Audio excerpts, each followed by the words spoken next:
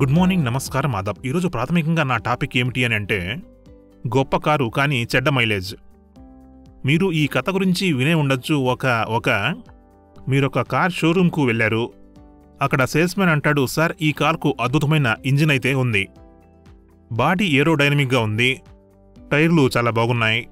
మీరు ఒకవేళ దీన్ని మంచి ఎక్స్ప్రెస్ హైవేలో నడిపిస్తే దీని సగటు మైలేజీ ఎంత ఉంటుంది అని అంటే 5 కిలోమీటర్లు లీటర్కి అని అంటే దాని టాప్ స్పీడ్ ఎంత అంటే అది ఎక్కువలో ఎక్కువ అంటే గంటకు 70 లేదా 80 కిలోమీటర్లు అంటే దీని ధర ఇంత అంటారు.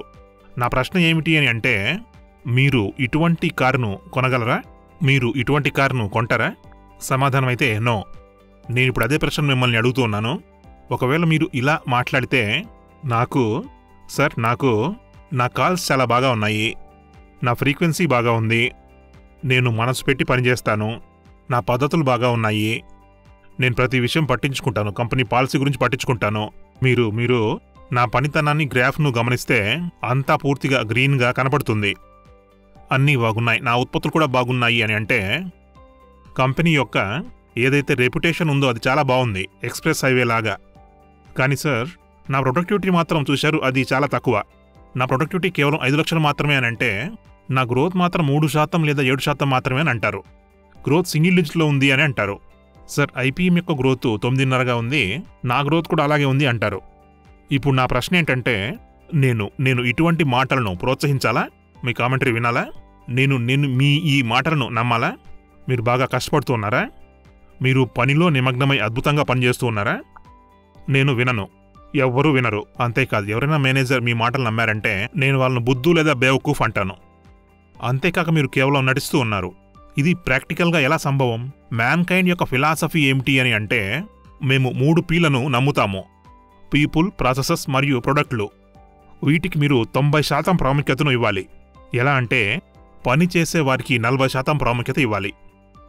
వారు ఎంతగా కష్టపడుతూ ఉన్నారు, వారు ఎంత ఉత్సాహంతో పట్టుదలతో ఉన్నారు, వాళ్ళు ఎంత నేర్చుకోవాలి అనుకుంటున్నారు, వాళ్ళెంతగా నిమగ్నమై ఉన్నారు, వారికెంత గెలవాలి అనే కోరిక ఉంది, వారి జీవితాన్ని చూడాలి. కంపెనీ కోసం వారు ఎంతగా కష్టపడుతూ ఉన్నారు, వారు నిరంతరం మెరుగుపడుతున్నారా లేదా చూడాలి. మరి దీనికి 40% ప్రాముఖ్యతను ఇవ్వాలి. 30% ప్రాముఖ్యత వీటికి ఇవ్వాలి, ప్రాసెస్లకు ఇవ్వాలి. కంపెనీ పాలసీ ఏంటి, ఇన్సెంటివ్ పాలసీ ఏంటి, ట్రైనింగ్ పాలసీ ఏంటి, వీటికి ప్రాముఖ్యత ఇవ్వాలి. వ్యక్తులను వృద్ధిపరచడానికి ఎటువంటి పాలసీలు ఉండాలి, మరియు పాత పద్ధతులను పునఃపరిశీలించి కాలం చెల్లిన పాలసీలను విడిచిపెట్టి కొత్త పాలసీలను తీసుకురావాలి. ఇంకా పాలసీ ఎలా ఉండాలి అని అంటే, మంచి వ్యక్తులను అభివృద్ధి చేయాలి, ముందుకు నడిపించాలి, యువకులకు అవకాశాలు ఇవ్వాలి, మిడిల్ మేనేజ్మెంట్కు ముందుకు వెళ్లే అవకాశం ఇవ్వాలి, మెడికల్ రెప్స్ ప్రమోట్ అవ్వాలి. ఇటువంటి పనులు చేస్తూ ఉండాలి. మరియు దీనికి 30% ప్రాముఖ్యత ఇవ్వాలి. మరియు 20% మనం చేసే ప్రతి ఉత్పత్తికి ప్రాముఖ్యతనివ్వాలి. అది ఏదైనా కావచ్చు. ప్యాకేజింగ్కు ప్రాముఖ్యత ఇవ్వవచ్చు, డిఎంఎఫ్ చేస్తూ ఉండవచ్చు, దాని ప్రతి విషయాన్ని గమనించాలి. ఆ టాబ్లెట్ మీద ఎక్స్పైరీ డేట్ను చూస్తూ ఉండాలి. మనం ప్రోడక్ట్ పైన ఏదైతే ప్రామిస్ చేస్తున్నామో, క్వాలిటీ కావచ్చు, వాటి లుక్, ఫీల్ మరియు స్మెల్ గురించి కూడా కావచ్చు, దాని సైజు గురించి కూడా పట్టించుకోవాలి. ప్రతి ఉత్పత్తికి ప్రాముఖ్యతనివ్వాలి. వివిధ రకాల ఉత్పత్తులు ఇస్తున్నామో లేదో గమనించాలి. లైసెన్స్ ఉత్పత్తులు ఇస్తున్నట్లు గమనించాలి. మేము ప్రతి ఉత్పత్తిని మెరుగుపరచడానికి మనస్ఫూర్తిగా ప్రయత్నిస్తూ ఉన్నాము. కాబట్టి వాటికి 20% ప్రాముఖ్యతను ఇవ్వాలి. 40 + 30 + 20 అంతా కలిపితే 90% దాకా వస్తుంది. కాబట్టి ఇవన్నీ ఉన్నాయి. కాబట్టి మనం తప్పక ప్రాముఖ్యతను ఇవ్వాలి. కనీసం 10% నెంబర్స్ కూడా ప్రాముఖ్యతనివ్వాలి. ఒకవేళ నేను ఇలా చెబితే ఎన్నో సంవత్సరాల నుంచి, ఎన్నో త్రైమాసికాల నుంచి కష్టపడుతున్నానని అంటారు. బాగా నిమగ్నమయ్యాను, ఫ్రీక్వెన్సీ బాగుంది, నేర్చుకున్నాను అనొచ్చు. నేను మంచి యాటిట్యూడ్ను కలిగి ఉన్నాను అని కూడా చెబుతూ ఉంటారు. ఇప్పుడు కూడా నేను తప్పనిసరిగా దీన్ని నమ్మాలా? దీన్ని నేను సమ్మతిస్తానని అనుకుంటూ ఉన్నారా? నేనంత తెలివి తక్కువన్నా, మీరే తెలివి తక్కువ వాళ్ళు. నేను మీకు నేరుగా చెప్తున్నాను, మనసుతోనే చెబుతూ ఉన్నాను. నేను తెలివిని తక్కువగా ఉపయోగించి మనసుని ఎక్కువగా ఉపయోగిస్తూ ఉంటాను. అదే నేను మీకు చెబుతాను. కొందరు ఆలోచిస్తారు, వాళ్ళు నెంబర్స్కి బాధ్యతే వహించరు. కొన్నిసార్లు నేను షాక్ తిన్న సందర్భాలు కూడా ఉన్నాయి. కొందరు సీనియర్ మేనేజర్లు చెబుతూ ఉంటారు, సార్ నంబర్ల గురించి తక్కువగా మాట్లాడాలి, ఒకవేళ నెంబర్ల గురించి మాట్లాడితే మెడికల్ రేపులు ఒత్తిడికి లోనవుతారని అంటూ ఉంటారు. నంబర్ల గురించి ఎవరు మాట్లాడుతున్నారు? నా ప్రశ్న ఇంకోటుంది. ఒకవేళ మీరు బాగా పనిచేస్తూ ఉంటే, మంచి ఉత్పత్తులుండి బాగా కష్టపడితే నంబర్లు ఎందుకు రావు? ఏమంటున్నానంటే, నేను పని మాత్రమే చేస్తాను, నంబర్తో సంబంధం లేదు. నేను దీనికి కొన్ని ఉదాహరణలు కూడా ఇస్తాను. ఇది మా లేటెస్ట్ మీటింగ్లో జరిగింది. అది సంజయ్కు సీనియర్ మేనేజర్లకు కొందరిలా చెప్పారు. ఇదే కాకుండా 7-8 నెలల క్రితం నాకు 2 మెయిల్లు 2 సందర్భాల్లో వచ్చాయి. అప్పుడు నేను ఆల్మోస్ట్ షాక్కు గురయ్యాను. షాక్ అనే చెప్పాలి. మెయిల్లో ఏముందంటే, సార్, నా సీనియర్ మేనేజర్ నా దగ్గర నుండి రిజైన్ తీసుకున్నారు. నేనొక రీజినల్ మేనేజర్ గురించి ప్రస్తావిస్తూ ఉన్నాను. మ్యాన్కైండ్లో గత 2 సంవత్సరాలుగా దీని గురించి ఆలోచించాం కూడా. వారి గురించే ఒక జెడ్ఎం యొక్క మెయిలు వచ్చింది. అతను 2 సంవత్సరాలుగా జెడ్ఎంగా పనిచేస్తూ ఉన్నాడు మ్యాన్కైండ్లో. మెయిల్స్లో ఏమి వ్రాసి ఉంది అంటే, సార్, మీరు మ్యాన్కైండ్ యొక్క వాల్యూ సిస్టమ్ గురించి మాట్లాడుతున్నారు. నేను కూడా అదే విధంగా పనిచేస్తూ ఉన్నాను. ఎలా పనిచేస్తున్నాను సార్? నేను బాగా కష్టపడుతున్నాను. కాల్స్ చూడండి, పద్ధతులు గమనించండి. నేను బాగా పనిచేస్తూ ఉన్నాను.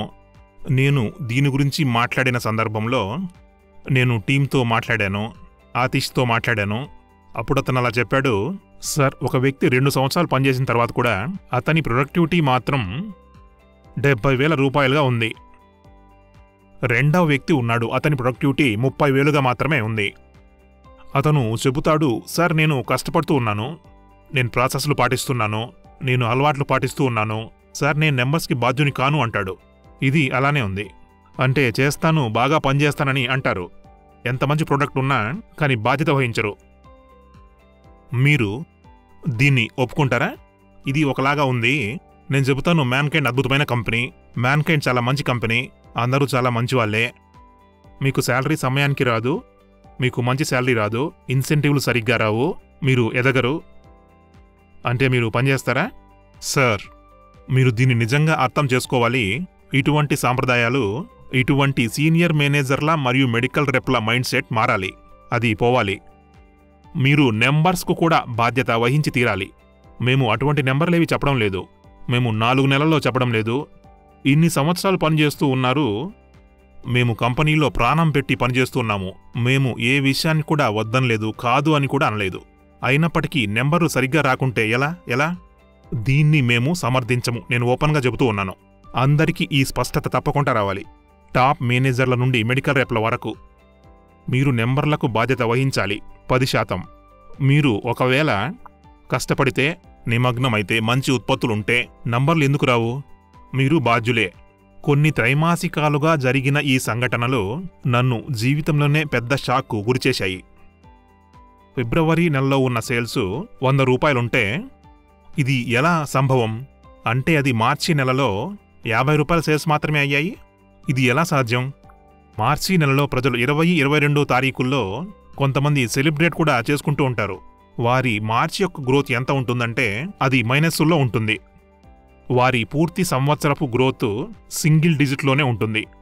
అయినా సెలబ్రేట్ చేసుకుంటారు. ఎటువంటి వాతావరణం నడుస్తోంది? ఎటువంటి పద్ధతి నడుస్తోంది ఈ కంపెనీలో? సార్, మేము పని చేసేశాము, కానీ నెంబర్తో మాకు ఎలాంటి సంబంధం లేదు అని అంటే ఎలా? ఒక రకమైన భ్రాంతి నెలకొని ఉందా ఈ కంపెనీలో? దాన్ని మనం ఛేదించాలి. అందుకే నేను స్పష్టంగా చెప్పదలుచుకున్నాను, ప్రతి ఒక్కరూ ఒక విషయం అర్థం చేసుకోవాలి. మీరు పనిచేస్తూ ఉంటే ప్రెజర్ను మరీ ఎక్కువగా పట్టించుకోవద్దు. కొత్త వ్యక్తికి మనం ప్రెజర్ ఇస్తామా, టార్గెట్ ఇస్తామా? లేదు కదా. కానీ మేము ఆశిస్తాము, వారు ఎలా పనిచేస్తున్నారు, వారి ట్రెండ్ ఎలా ఉంది, అది పెరుగుతోంది. కానీ ఇది నడవదు. కానీ మీరు 1 సంవత్సరం మాత్రం మార్చిలో పాడైన ఏప్రిల్లో బాగు చేస్తామంటే ఎలా? 1 సంవత్సరం పాడైనా 1 సంవత్సరం బాగుందా? ఈ విధంగా మేము 4 సంవత్సరాలు పరిశీలిస్తే, మీ నెంబర్లను గమనిస్తే 4 సంవత్సరాల తర్వాత కూడా మీరు అలాగే ఉన్నారు, 4 సంవత్సరాల క్రితం లాగానే. మరియు మీ యొక్క గ్రోత్ 4-5% ఉంటే ఎలా? అయితే ఎలా? మీ గ్రోత్ మైనస్సుల్లో ఉంటే ఎలా? ధరలు పెరిగాయి. ఇటువంటి కల్చర్ మ్యాన్కైండ్లో దయచేసి మీరు అర్థం చేసుకోండి. ఒకవేళ ముందు చెల్లిందేమో. నేనందరికీ స్పష్టం చేయదలుచుకున్నాను, ఇది నడవదు. ఇది కాకుండా మేము మా పద్ధతులు కూడా సమీక్షించాము. మా చర్యలు కూడా స్పష్టంగానే ఉన్నాయి. ఇది ఫిల్ట్రేషన్కు సంబంధించినది. ఫిల్ట్రేషన్కు సరిహద్దు లేదు. నేను మళ్ళీ చెబుతూ ఉన్నాను. అది మీరట్కు సంబంధించింది కావచ్చు, బాంబేకు సంబంధించింది కావచ్చు, ఆంధ్రప్రదేశ్ కావచ్చు, కేరళ కావచ్చు, అది కేరళలో కూడా రావచ్చు, ఎక్కడికైనా రావచ్చు. అటువంటి మేనేజర్లకు ఎటువంటి చోటు లేదు. నేను దీన్ని పూర్తిగా ఓపెన్గా చెప్తున్నాను. ఎవరైనా మేనేజర్ కనుక అవినీతిలో చిక్కుకుంటే అతని కంపెనీ వదిలి వెళ్ళమని స్పష్టంగా చెప్పేస్తాం. దానిపై ఇక ఎటువంటి సంభాషణ ఉండదు.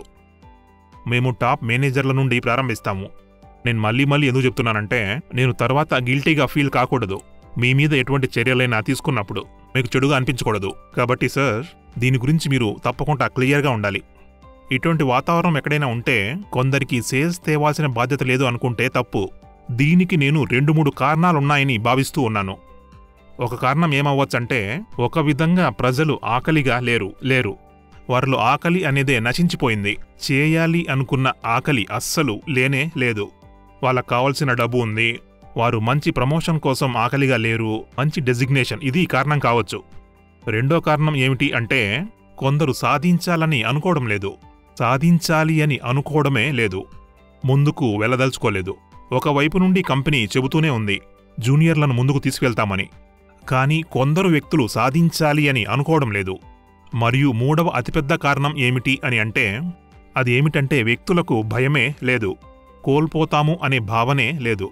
ఏమిటి అంటే, ఈ పోటీలో కొందరు నేషనల్ హెడ్లు అయ్యుండొచ్చు, జెడమ్లు కూడా అయ్యుండొచ్చు, నేషనల్ సేల్స్ మేనేజర్ అయ్యుండొచ్చు. వాళ్ళు రేస్లో లేనేలేరు. ఒక భయం అనేదే లేదు. ఎవరు తమను బీట్ చేసి ముందుకు వెళ్ళలేరు అని. ఇంకొకటి, ఈ భయం కూడా లేదు, మేమేమైనా చెయ్యొచ్చు, నేను కేవలం పని చూపిస్తాను, ఫ్రీక్వెన్సీ చూపిస్తాను, క్రితం సంవత్సరాల నుంచి సేల్స్ వస్తున్నాయని అనుకుంటుంటారు. గ్రోత్ సింగిల్ డిజిట్లో ఉంటే ఏమవుతుంది అని అనుకుంటారు. నా మీద ఎవరు చర్య తీసుకుంటారని అనుకుంటారు. నేనీ విషయం క్లియర్గా చెప్పదలుచుకున్నాను. సార్, ఇది పూర్తిగా విభిన్న సంవత్సరం. గత త్రైమాసికాలలో మేము ఎంత కఠినంగా ఉన్నామో, ఎంత హార్ష్గా ఉన్నామో, ఇక రాబోయే కొద్ది సంవత్సరాలలో సాధించాలి అని అనుకోని వారికి ఇక్కడ చోటే లేదు. ఆకలితో ఉండాలి. నేర్చుకోవాలి అనే పోటీతత్వం కూడా ఉండాలి. వాళ్ళకి ఒకలాంటి చిన్న భయమైతే ఉండాలి. ఏమీ కాదు అని కూడా మీరు అనుకోవద్దు. ఇలాగే జరుగుతుందని అనుకోకండి. దయచేసి అర్థం చేసుకోండి. ఎవరైనా, ఎటువంటి వ్యక్తి అయినా పని చేస్తూ రెస్పాన్స్ రానప్పుడు, డాక్టర్ ఛాంబర్కి వెళ్ళాను, రెస్పాన్స్ రాలేదు అంటే దానికి 2-3 కారణాలున్నాయి. వారికి ఏ లక్ష్యం కూడా లేదు. వారిపై ఒత్తిడి కూడా లేదు. అన్నింటికన్నా మొదటిది, వారు మూల కారణం తెలుసుకోవట్లేదు. ఉద్దేశాలు కూడా లేవు. ఎప్పుడైతే మీ హృదయంలో చేయాలి అని అనుకుంటే, ప్రిస్క్రిప్షన్ నుంచి కూడా సార్, మీ స్వరం మారుతుంది. మీ డిమాండ్ కూడా మారుతుంది. డిమాండ్ చేసే విధానం కూడా మారుతుంది. మీరు మీటింగ్ జరిపే విధానం కూడా మారుతుంది. మీరు మీ 100% ఇవ్వాలి. లేదు అంటే ఏమైనా చూపించి ఉండవచ్చు. పేపర్ వర్క్ మాత్రమే మీరు మాకు చూపించి ఉండవచ్చు. ఇది నిజంగా ఎలా సాధ్యం? అంతా గ్రీన్గా ఉంది, అంతా బాగానే ఉంది, అయినా కానీ గ్రోత్ సింగిల్ డిజిట్లోనే ఉంది. నేను మళ్ళీ చెప్పదలుచుకుంటున్నాను. సార్, ఒకవేళ మీరు అటువంటి అభిప్రాయాల్లో లేనప్పుడు, అటువంటి లక్ష్యం లేనప్పుడు, నా యొక్క లక్ష్యం ఐపీఎం గ్రోత్ కన్నా 2 రావాలి.